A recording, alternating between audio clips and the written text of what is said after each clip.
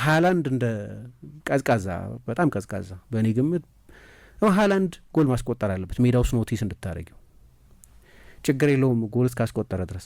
ሃላንድ ጎል ካላስቆጠረ ማስተዋል ማስችም ጨዋታ ውስጥ መኖሩን አሁን ኢንታንጂቢሊቲ ሳሉት የሃላንድ መኖር ሁለት ተከላካዮችን ፕሪኦኩፓ ያደርጋል። ሁለቱም ተጫዋቾች ሀሳባቸው በሙሉ ሃላንድ ላይ እንዲያደርጉ ያደርጋል። ስለዚህ ሌሎች ተጫዋቾች በሱ ላይ ትኩረት በሚያደርጉ ብዙ የተጋጣሚ ቡድን ተጫዋቾች ትኩረት ውስጥ መሆኑ ለሌሎች ተጫዋቾች ስፔስ መፍጠር አለበት። ከዛ ውጪ ግን ጎል በማያስቆጥርበት ጊዜ አንዳንድ ጊዜ ሜዳ ውስጥ መኖሩን ለማስተዋል ያስቸግራል።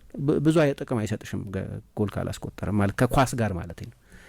የእሱ ፕሬዘንስ ብቻ ልዩነት ይፈጥራል፣ ይገባኛል። እሱ በጣም አስፈላጊ ነገር ነው ደግሞ እሱ ምክንያቱም የተጋጣሚ ቡድን የመከላከል ተጫዋቾችን ትኩረት ሁሉ ስለሚወስድ ያንን ኤክስፕሎይት የማድረግ ስራ የሌሎቹ ተጫዋቾች ስራ ነው። ግን ጎል ካላስቆጠረ ግን አንዳንድ ጊዜ በጣም ያጎድላል።